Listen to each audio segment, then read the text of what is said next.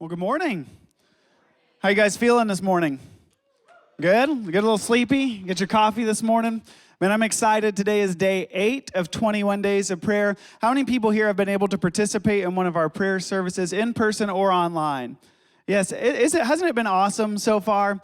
Just amazing to see how God has already shown up, and we're only a week in. And so I'd encourage you this week, we have services at 6 a.m. Monday through Friday right here in the main auditorium, and then 10 a.m. on Saturday. I promise you don't want to miss that. I'm also excited this morning because we get to jump back into our series called Relationship Reset. And kind of the thought process behind this whole series came about because I remember during that first shelter-in-place period where we had to stay home for about 3 or 4 weeks, and I remember telling my wife that there are a lot of people spending time with their families that they hadn't spent that much time together stuck in the house before. And so I had a prediction that one of two things was going to happen. In 9 months, there was going to be a baby boom, or in 9 months, there was going to be a divorce boom, right? There's going to be one or the other. You're going to find out that you really liked the people that you live with, or you really didn't like the people that you lived with. And as we start the new year, a lot of times we're resetting our goals. We're resetting health goals. We're resetting financial goals. And I think that it's a great time for us to go ahead and reset our relationship goals as well. And this morning, I want to spend some time talking about what I believe is one of the biggest factors in any relationship, whether it's a marriage relationship, whether it's friends, people you work with, your kids. One of the biggest factors in relationships boils down to this. If you're taking notes, write this down. Today, we're going to be talking about fighting fair. If you're taking notes, write that down. If you're not taking notes, go ahead and write that down. It's fighting fair. Because my goal this morning is I hope that this is a good note-taking message. I hope to give you some practical things to help you kind of navigate different conflicts that we all experience. Because if there's one thing I know about relationships, is that you're always going to experience conflict. Anybody here ever experienced conflict in a relationship before? All right, this is where I find out who's paying attention. Because if you didn't raise your hand, you're lying, right? We've all experienced conflict because everybody is imperfect. And so whatever relationship it is, we're going to have to navigate different tension and friction. And because we experience conflict, we know that it's uncomfortable. Sometimes it can be painful. It's not something we look forward to. And so I think that there's a couple wrong assumptions we make about conflict. The first one is this. We think that if I'm just more godly, then I won't experience conflict in my life. And at the surface level, it seems like that makes sense. But you have to remember that even Jesus had a Judas, right? Jesus had somebody who betrayed him. Jesus had people who wanted to fight with him, argue with him. Jesus had people who killed him. So if you want to be more godly, I think you're not going to experience less conflict. You might experience more conflict. And so we can try to spend our lives trying to be more godly to avoid this conflict. But all that's really going to do is it's going to frustrate you. Because when you experience conflict, you're also going to feel like there's something wrong spiritually with you. So listen, I think it's good. We ought to look more like Jesus, but that's not going to stop us from having conflict. Remember we talked about last week, what's the only thing in this world we can control? It's ourselves. We can't control other people. So even if you're perfect, everyone else around you is imperfect, and there's going to be conflict. Now, the second wrong assumption we make about conflict is that it should be avoided. Let's be honest, conflict's uncomfortable, it's painful. Nobody looks forward to having the next fight with their spouse. And so oftentimes we avoid conflict, and the way that we'll do that is some of us here this morning, we just sweep things under the rug. And I find myself, this was a growing area in my life for a number of years. I just won't express that frustrated me. I won't tell them that hurt my feelings. And you start to stuff all these feelings down, but the more and more you stuff, what eventually happens? All of a sudden, one day, you just explode on somebody over some small issue, and they think, man, that dude is crazy. That girl's a psycho. Why would she blow up about that? But the reason is because we've been stuffing all these feelings inside. Furthermore, I actually think avoiding conflict is detrimental to any healthy relationship, because the only way to truly avoid conflict means that you never have any real conversations. You don't share any real thoughts or struggles. So you can't have a real relationship if you avoid conflict. See, I actually think the goal of healthy relationships is not to avoid conflict, it's actually to resolve conflict. See, we avoid things that are uncomfortable, but if you've ever noticed, there's people who love to go work out at the gym. Now, when you go to the gym, what are you doing? You're doing something that's uncomfortable. You're putting your body under strain and under pressure. But the reason you do that is because on the other side, you get something you want, which is to be healthier. If you go on a diet, you're putting strain on your body, you're withholding things. Why? Because on the other side, you get healthier. And in the same way, when we go through conflict in our relationships, if we can resolve that conflict, we come out on the other side healthier.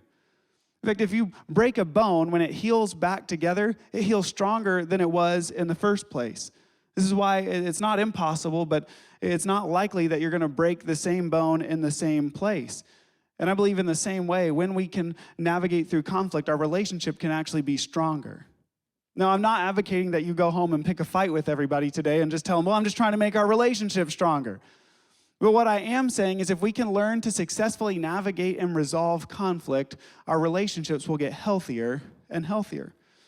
So the question then is, how do we resolve conflict?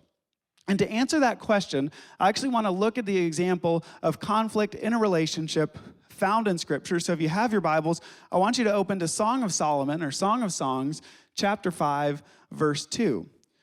Now, as you're turning there, I want to give you a few caveats on this morning's message.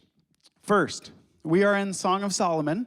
And if you know anything about this, if you've ever read it, this is the one book you read and you say, they're allowed to put that stuff in the Bible? It's a lot of stuff about husbands and wives and things that they do together. So this is a great time to remind you that we have Bridge Kids for our kids birth through 5th grade. There's a message tailored to them. Now, the second caveat that I will give you is this conflict we're going to look at is specifically in the context of a married relationship. But if you're single, if you're not in a marriage relationship, the principles we're going to find apply to every single relationship you have. It will apply in the conflicts you have with your kids, with your parents, with your neighbors, with the people you work with. So these are universal principles. So don't just tune out because we're looking at a conflict in a marriage. And the last caveat I would give you is what we're going to talk about this morning. It's hard. Okay, it's simple, but it's hard to do. But I believe with the power of the Holy Spirit that this morning we can all leave this place knowing better how to navigate conflict and resolve it in a healthy way. Amen? All right, so what I want to do is I want to dive in. As we read this is a conversation between a wife and her husband, this newly married couple. So Song of Solomon, chapter 5, verse 2, the wife starts to speak and she says, I was sleeping, but my heart was awake. A sound, my love was knocking. So let's paint the picture here. This young wife has gone to sleep and apparently she's locked the door. Now, I don't know how it is in your marriage, but if my wife ever locks herself in the room with the door closed, it's not because I did something good. Right? It's not like she went in there to celebrate that I was the best husband ever and she just had to lock the door and have some personal time. There's probably some conflict going on here. And it says that she was sleeping, but her heart was awake. Have you ever had those nights before you're so frustrated or anxious about something that you're trying to sleep, but you're just tossing and turning and you can't really seem to find peaceful rest? That's where she is. She's gone to bed. She's frustrated about something, probably the fact that her husband is not there. Now, he comes and he knocks on the door, and then he responds to her, and he says, open to me, my sister, my darling, my dove, my perfect one, for my head is drenched with dew and my hair with droplets of the night. See, apparently this husband has been out working late. I don't know, maybe it's the 3rd or 4th time this week. She's frustrated because she wanted her husband home with her. Instead, he's been out working. She kind of expected that they would go to sleep together, but he's come home now. He's worked all day. And he says, hey, baby, lover, sweet darling of mine, why don't you let me in and maybe we could spend some time together. You know, he's got some frustration of his own that he's trying to figure out what to do with. And in verse 3, she responds, I've taken off my clothing. How can I put it back on? I've washed my feet. How can I get them dirty? In other words, listen, I'm already in bed. This is the ancient Hebrew way of saying, I have a headache. Like, it ain't gonna happen. I'm frustrated. I'm mad. And in verse 4, it says, my love thrust his hand through the opening and my feelings were stirred for him. So there was an opening in the doors back in that day, and he was trying to kind of put his hand in the opening and kind of push the door open, but it wouldn't budge. Finally, she decides, okay, I'm going to get up, I'm going to let him in. In verse 5, it says, I rose to open for my love. My hands dripped with myrrh, my fingers with flowing myrrh on the handles of the bolt. I opened to my love, but my love had turned and gone away. My heart sank because he had left. I sought him, but did not find him. I called him, but he did not answer. So the wife decides, okay, I'm going to let him in. But by the time she gets up there, she reaches out and she touches the door handle. And in that culture, it was customary for a newly-wed couple, like within the first week, that they would anoint the door handles with perfume as kind of like a ceremonial blessing. And she reaches out, she touches the door handle, and when she opens it, she finds that her husband has gone. She looks for him and can't find him. She calls out. He doesn't respond, and so she's disappointed. So you got to get this picture. She's frustrated because she's gone to bed, and here he is out working late again. He comes home. He wants to spend some time with his wife, and she's not having it. And so he gets frustrated, and he leaves. She finally tries to go find him, and he's gone, and now here they both are in the midst of a conflict. And I think this is a perfect example of a truth that I believe is so important for us to understand. The source of all conflict is unmet expectations. The source of all conflict is unmet expectation. She had an expectation that her husband would be at home so they could go to bed together. He had an expectation that after he'd worked all day, he could come home and spend some time with his wife. Neither one of those expectations were met, and it resulted in conflict. So we all have these unmet expectations in our relationships. And you might be saying, well, I don't bring expectations in. Oh, yes, you do. We all bring expectations in because we all grew up seeing how a marriage would work a certain way. See, some of you came into marriage thinking, well, my dad always locked the doors before we went to bed at night and took out the trash. That's the husband's responsibility. Or maybe you grew up and your mom always had a warm meal on the table, and so you grew up with that expectation that your wife was going to have a warm, home-cooked meal on the table every night. See, we all come in with certain expectations. In fact, usually 2 or 3 times a year, I'm asked if I can perform a wedding for somebody, and I always ask them if they've had premarital counseling, and if not, I'd be glad to provide that for them. Because not to brag, but out of all the weddings I've done, they're all still together. I'm batting 1,000. And so my record is too important for people to screw it up by not getting their relationship right. So one of the exercises that we do in premarital counseling is I have a list of all the different things, financial responsibilities, who takes care of the kids, does the laundry, cooks the meals, and I give it to each person, the bride-to-be and the groom-to-be, and I have them separately fill out whose responsibility they think each of those things is, and then we come back together, and all of a sudden you see potential unmet expectations. They're potential hot spots for conflict. And the goal isn't to try to get them to fight, but the goal is let's go ahead and talk about this now so that when you enter into the marriage, you're at least on the same page with some of those expectations. One of my favorite examples of this was a couple of years ago. I had switched it up a little bit, and the way I did it is there were different scenarios, and I said on a scale of 1 to 10, how much input should your spouse have in this decision? And on a scale of 1 to 10, how much input should you have on this decision? So one of them was like, you're out shopping and you find this pair of shoes you like for $50. You know, does your spouse get, 1 to 2? Maybe you've come up with this idea that if it's under $100, you can buy it, you don't have to get input. Or do you need to call them first? Is it like an 8, 9, or 10? So this groom-to-be, bless his heart, had the question, how much input should your wife have on your career? And on a scale of 1 to 10, he put 3. This is pretty low, okay, so that already kind of raised some eyebrows. But the next question was, on a scale of 1 to 10, how much input should you have on your spouse's career? And he put a 10. So you can imagine how that conversation went over the next few minutes. There were some eyebrows raised. We had to navigate through some issues. And it just goes to show that we all have these different expectations headed into any relationship. In fact, sometimes I think that expectations aren't met because we've never actually communicated what those expectations are. Like we can have these assumptions about what our spouse is supposed to do, what our coworkers should be taking care of, what our friends should do to look out for us. I don't know how it is in every house, and maybe this is a little more honest than I need to be, but it's always like, for us, like the night right before vacation starts, like everybody's tensions are high and everybody's getting on each other's nerves. And I remember one time we were about to go on a trip, and I walked into the bedroom, and you ever walk into the room and already know you're in trouble, but you don't know why? So I walk in, I'm like, all right, was there a birthday, anniversary? What did I do? Did I say something? And I said, hey, babe, how's it going? You doing okay? She said, yeah, I'm fine, which is code for no, I am not fine. I said, all right, are you frustrated about something? Yeah, I am frustrated. What are you frustrated about? Well, I've done all the packing for this trip, and you haven't done any of the laundry.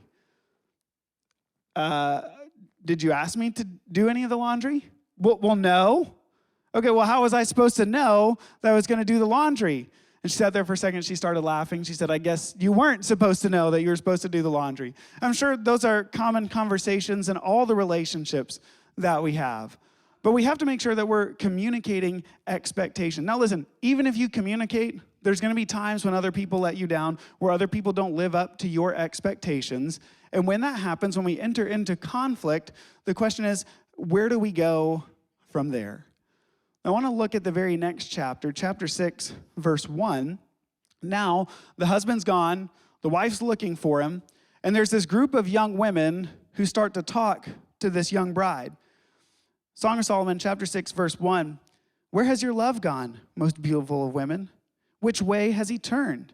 We will seek him with you. My love has gone down to his garden, to beds of spice, to feed in the gardens and gather lilies. I am my love's, and my love is mine. He feeds among the lilies. So this group of young girls says, where did your husband go? Do you need help finding him? And all of a sudden, the wife has a realization. You know what? I know him. He's my love, and I'm his. I know where he is. He's in the garden. Now, I don't think that this guy is necessarily a gardener, but it could be that he had gone to this place that was a place of peace for him. Some scholars say that the garden might have been a place of prayer. In fact, if this young groom is Solomon himself, it could be that his garden represented his kingdom, so he just went to go kind of oversee his kingdom. Whatever the reason, whatever the place he was, he went somewhere to clear his head. He needed space to breathe. I think what this shows us is the first step in resolving conflict in a healthy way is that we have to act, don't react. We need to act, don't react. In fact, a lot of times what happens is we don't have a plan beforehand. We don't have a plan on how we're going to act. So we just get caught up in the emotions of the moment. And how many of you know that when you start to react, you know what happens? Escalation. If you don't have a plan of how you're going to handle a situation, you're just trying to get a one-up on the other person. I say this as the dad to 3 boys. I can tell you how every fight starts in our house. Somebody says something snarky, so then somebody gets pushed. That person then turns around and throws a punch. The response to the punch is a kick, and the next thing you know, bodies are flying, furniture is being thrown, and it's like WWE SmackDown in the other room. It's because when somebody hurts you, you don't just want to hurt them back. You want to tweak them just a little bit more, right?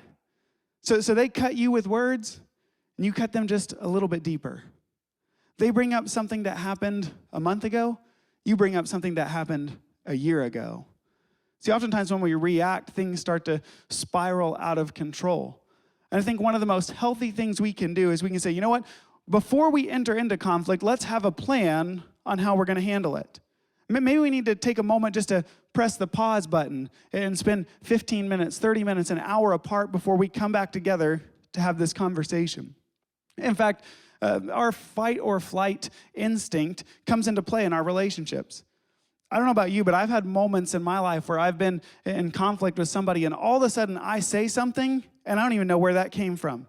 It was hurtful. It was hateful. The words come out, and you're trying to grab them. Just like, no, I didn't mean to say that.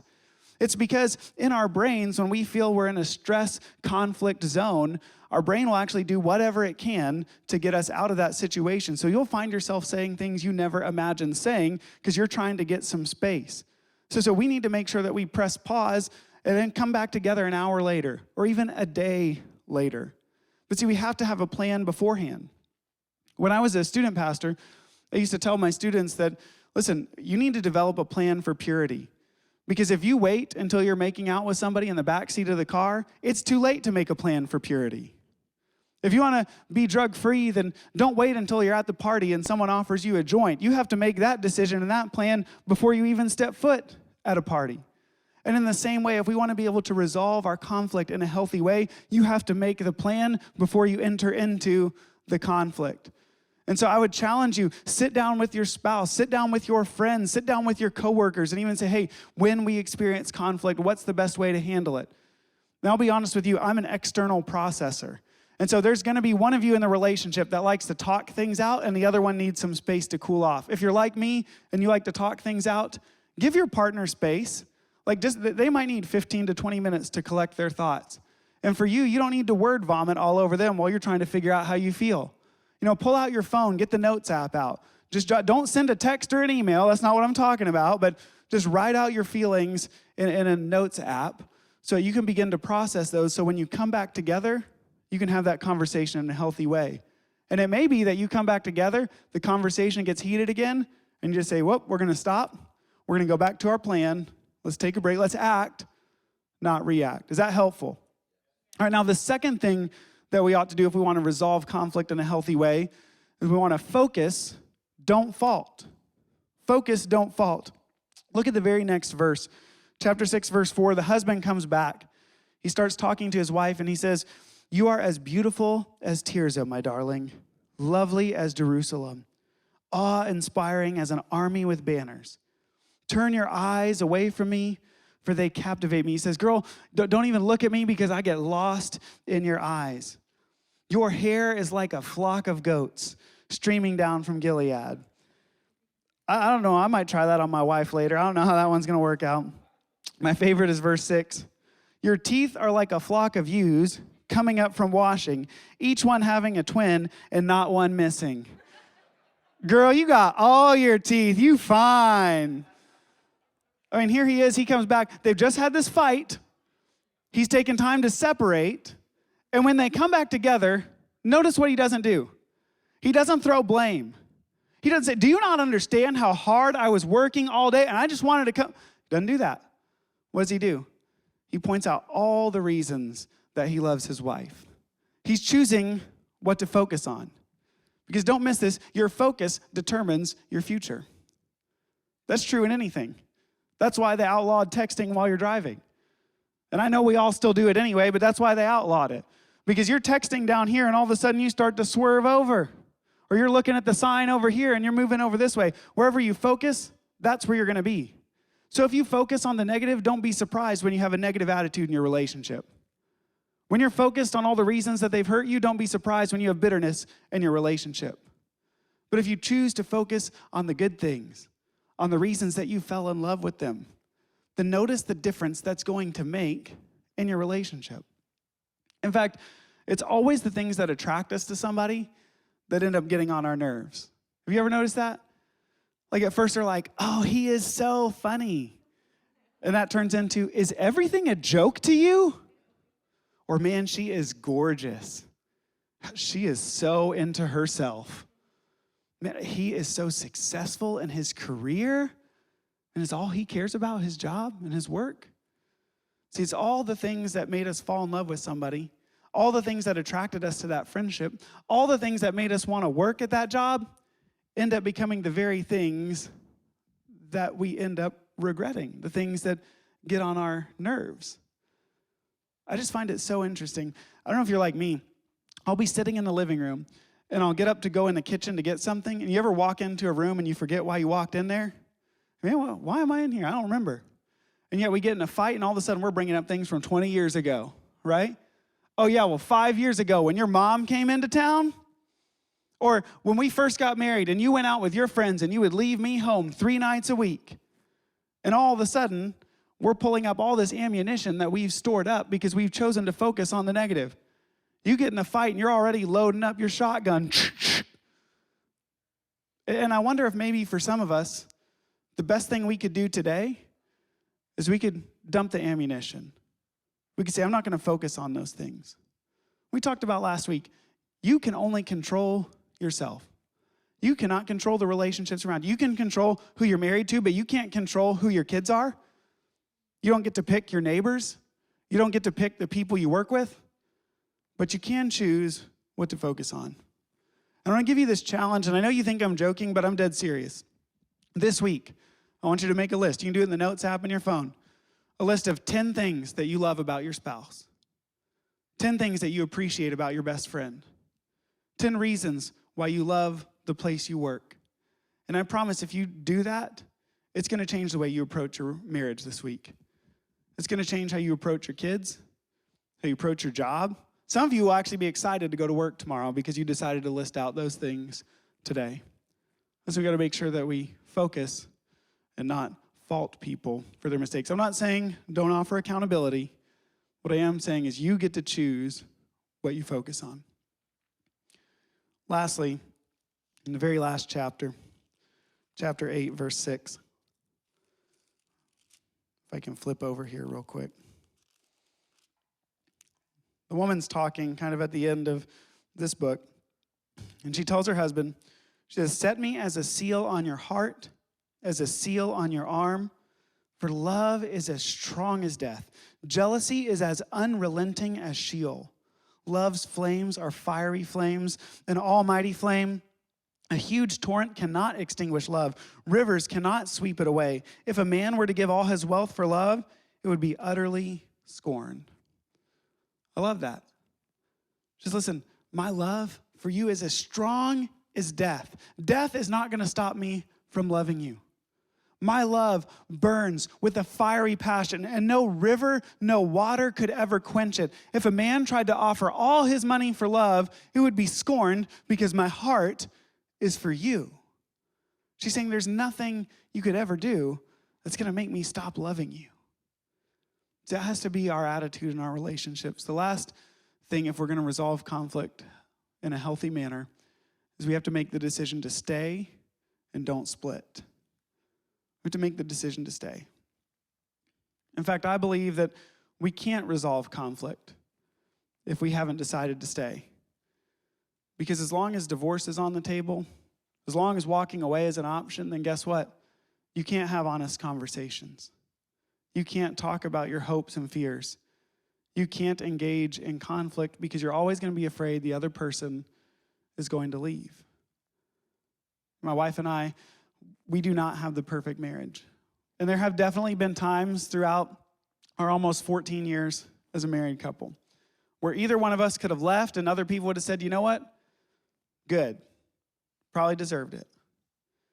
But the reality is we have made the decision that we're going to stay together. We're going to work things out. And because we made that decision, we've gone through some very turbulent times and we've come out stronger on the other side.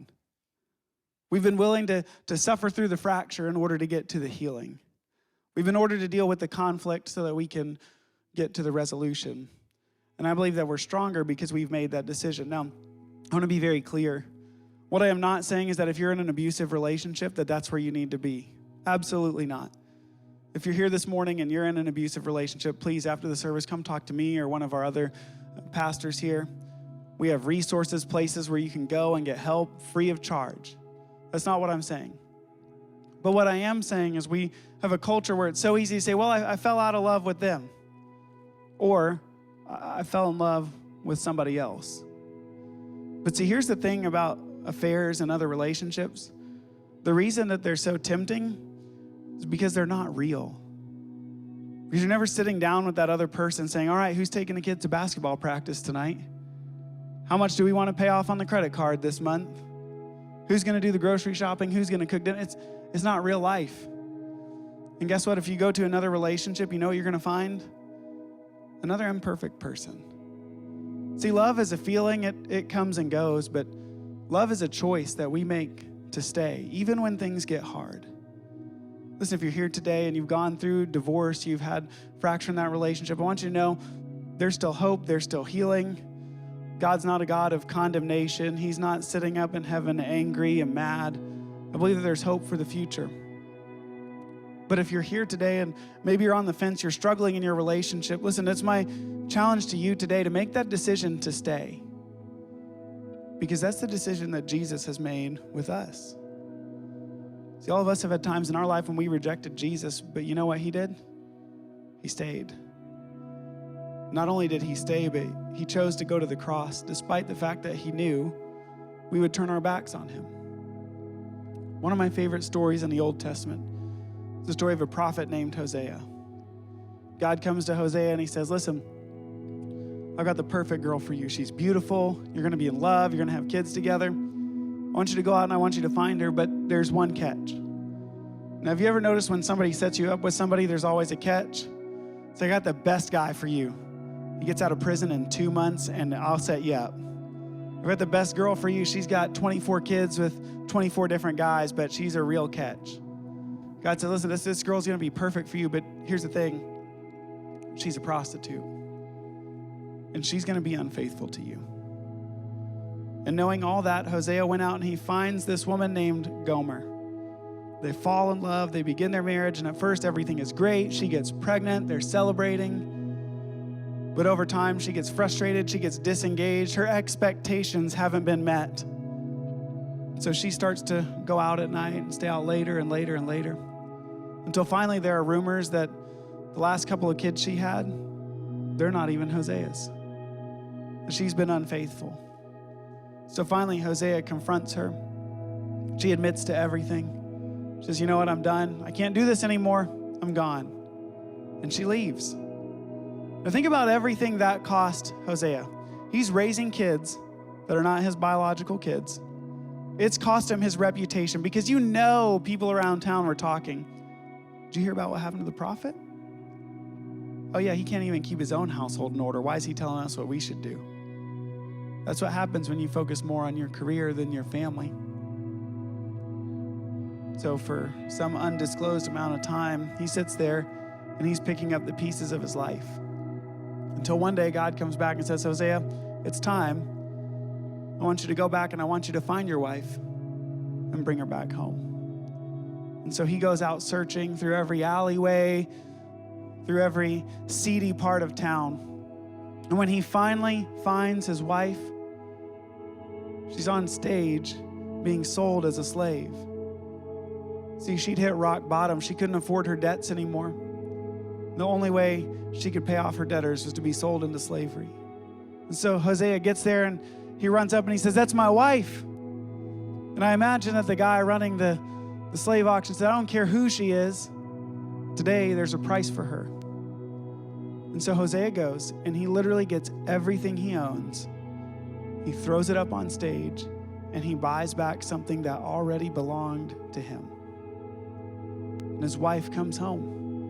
And I wonder what emotions, what thoughts were going through her mind. They're like, why would he do this? Like, I cost him his reputation, cost him his family, cost him his career. I cost him financially.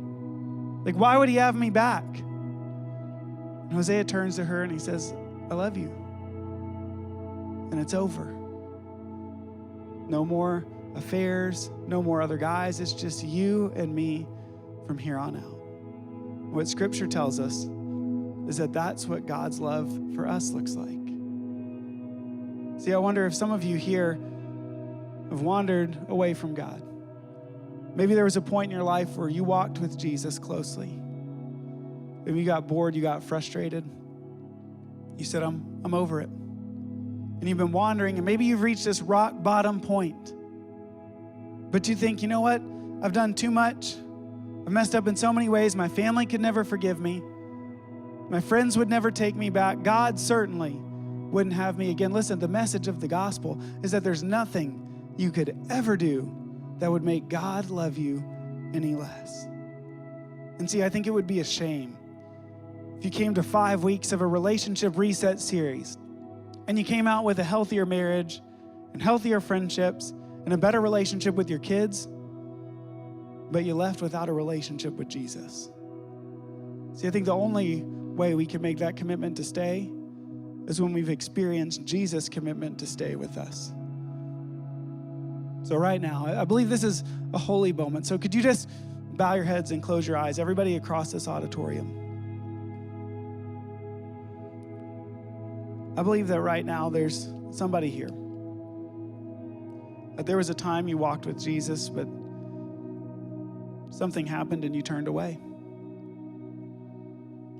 And if that's you,